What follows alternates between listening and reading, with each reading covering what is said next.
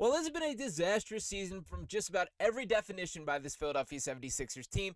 Better days are on the horizon. The Sixers just made an interesting, sneaky move at the bottom of their roster that improves their outlook both in the short and long term. I want to break down exactly what this means as the Sixers have upgraded Justin Edwards from his two-way contract to a standard NBA deal, and why I think this is such good practice, not only in the short term for this specific season, but looking ahead to building out youthful talent. So to dive into exactly what went down, first I'm going to start on the report from Keith Pompey, who tweets out, the Sixers will sign two-way forward Justin Edwards to a standard contract for the remainder of the season with a team option for the 25-26 season, according to league sources. Both sides are interested in exploring a longer-term deal in the offseason, the sources say. So to me, this is great news here. Justin Edwards is a guy that has made his name felt around the Sixers community in recent games. Very clear the trust that Nick Nurse has him, and even a game like last night, which obviously turned out to be a disaster against the Detroit Pistons, Edwards remaining in the starting lineup as this team inches back to full strength. That is a great sign in the belief of Nick Nurse. When we look at Justin Edwards as a player, that is the archetype of player that Nurse thrives with. Think back to his Raptors days where he had his great success. Edwards is kind of that archetype of 3-and-D style of player. Now, to dive into his production, he's not exactly a box score guy. That so far this season, 8.1 points per game, 3.1 rebounds, 1.4 assists. He is 6'6", just 21 years old, but really the impact is far greater than that. To dive into some of those in comparison around the league, to compare this to some of Edwards' peers, shout out to Sam DiGiovanni of Clutch Points, who tweets this out saying some of Justin Edwards' stats and his rank among fellow rookies. 8.1 points per game, ranks 13th among all rookies. Pretty impressive stuff there. 3.1 boards, which is tied for 19th, 1.4 assists, which is tied for 20th, zero point 0.8 steals per game, which is tied for 5th, and then 33 made three-pointers, which is tied for 15th. Now, for starters, my number one takeaway here is Jared McCain would 1,000% be running away with Rookie of the Year if he had not been getting injured. I don't even think that is a point of discussion at this, but McCain is not the only rookie that we should be praising, as Edwards is clearly making his impact felt. Now, in the short term, is this incredibly frustrating that some of the highlights of the season, we're talking about roster building, and this should have been an all-in year from the Sixers' perspective, that the belief was we would have been having far larger, more important, bigger picture conversations at this current point. Yes, it is absolutely frustrating that is the case, but nonetheless, this is great organizational practice to continue stocking up young talent, and for all the critiques, the fair critiques, about the top end of this roster, I do think Daryl Morey deserves his flowers for the way that he is building out the bottom of the roster. Adding young talent, bringing this new sign of youth, and it does feel like the baton is gradually getting passed to this new youth movement. That Daryl Morey stepped to the press conference, spoke to the media, and talked about that being a bit of priority. I think that was kind of a telling quote there, that yes, they are still focused on winning in the Joel Embiid and Paul George era, but I do think that the vision has certainly expanded long term. Now, to dive into exactly why this happened, the Sixers kind of got caught in a little bit of a intricate rule here. And shout out to Sixers Adam Aronson of Philly Voice here, who was always on top of things and kind of had an article about this before it came out. I had a feeling we were inching closer to this. And Sixers Adam writes, but there is another lesser-known rule related to the usage of two-way players that very well may force the Sixers into some further roster movement in the days to come.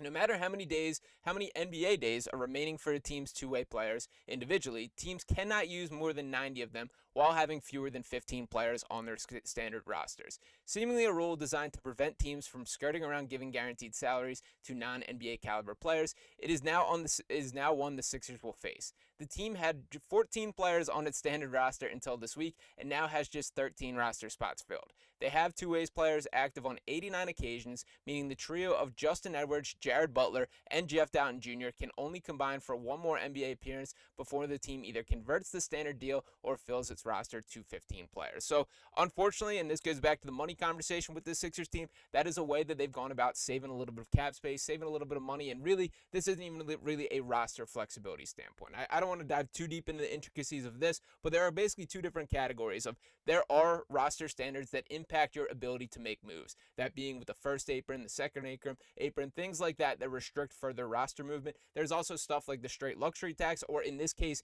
kind of an unwillingness to pay players. By keeping 13 players on roster, that is cheaper than keeping 15 players on roster. And while that is often floated out as flexibility, once again, this continues to be a buzzword within the Sixers organization. That one isn't one that is entirely true. And yes, I can kind of buy the logic of sure, this keeps an option open, that you could potentially do a, 3 or 1 player out, 2 player in type trade or something along those lines.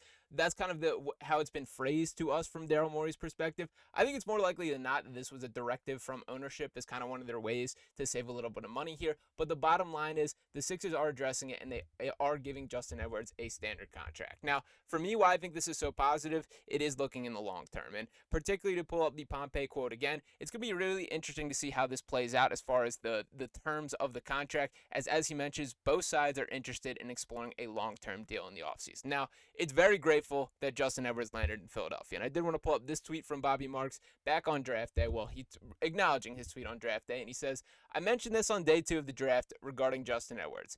Getting drafted is great, but finding the right team is more important. A good story out of Philadelphia. And for both Edwards and the Sixers overall, I don't think anyone could have expected that he could walk into this type of situation. It is not common for undrafted rookies to get the level of playing time that Edwards basically has been thrown into. Now, granted, he's paid his dues. He did his job at the G League, played very well with the Delaware Blue Coats, and all I heard was glowing things about his performances down there. Checked in on a couple of them myself, but truthfully have not been as locked to the G League as I probably should be for this specific season.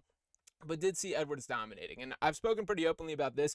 He is an Emotep charter kid, a Philly kid. Had a chance to watch him once in high school, and it is pretty impressive to me to see the level that's clicking so quickly in his head. When I spoke to him at the Rump Classic, that was something that really impressed me, that he seemed to be comfortable with knowing his lane as a basketball player, which is really encouraging for a player this young. Typically, when guys get to the NBA, they got to play through the growing pains, and I'm going to kind of contrast him with Ricky Council IV a lot because I think they're basically polar opposites as players. For Justin Edwards, he's so comfortable playing within his box, knowing his skill set and just doing the things that he is expected to do.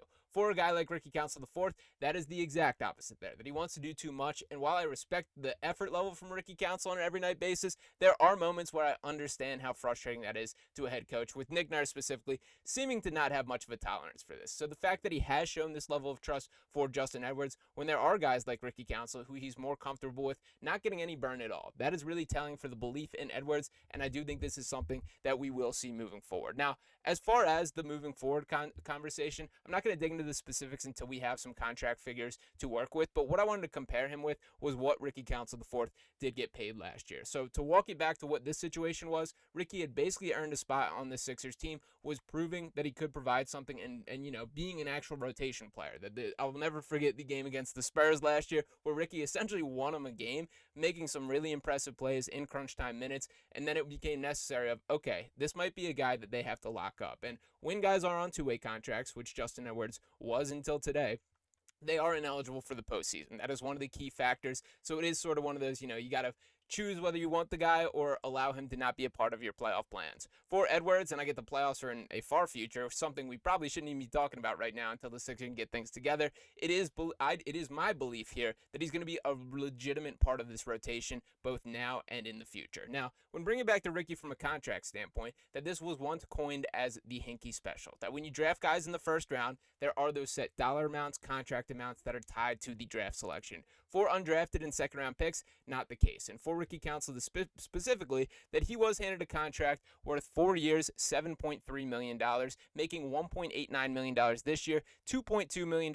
next year, and then a team option the following year. This is an incredibly team-friendly deal, gives you a ton of flexibility, and still kind of gives that guy the security that 4 guys on two-way contracts, like Justin Edwards was and like Ricky was, that you are kind of, dangling in the wind, that your future could be cut short or moved on from whenever. When you have this kind of commitment from a team, it is something that does work both ways. Now, granted, Edwards is proving to be more NBA ready than what we saw from Ricky at this point, so it would not shock me if his number ends up being higher than this. But if you can kind of structure some sort of deal like this, it would be a huge win for both sides here. Now, in the moving forward, there are some legitimate questions for how this will work for this Sixer team. Gershon Yabusele, a clear priority this offseason, and everything they did at the trade deadline is clearly indicating that, and a lot of it is going to have to play with this puzzle here, right? They're going to have access to the mid-level exception. That was one of the clear intentional moves for shedding a little salary and getting access to that. And Derek Barnard kind of dives into things. He tweets out when asked about the contract, he says, depending on what it takes to bring back Gershon Yabusele, using a portion or the remainder of the non-taxpayer MLE to get him back on a longer-term deal could make sense for both sides. So sort of my expectation or my read on the situation at the moment, they're probably going to hash out some sort of one-year contract for the remainder of this season with some sort of option, and then in the offseason as we get like a real deal contract for Justin Edwards. For the short term, Daryl Morey should be, flexing his he did this, flexing his muscles on this one. And again, while we can absolutely critique and should critique how the top end of the roster is not performing to this point, we also got to give him a little love for the diamonds in the rough that he has found. Getting Tyrese Maxey the 21st pick, drafting Jared McCain, adding second-round talent like Isaiah Joe, like Paul Reed, like Ricky Council, Justin Edwards through the undrafted free agent market, and Ricky was undrafted too, by the way. But the point being here that when you start to add these young talents and basically untapped categories here, that's a huge win from an organizational standpoint, and we won't really feel the benefits of that for a couple years to come, but this is terrific practice from the Sixers overall. So there are obviously bigger fish to fry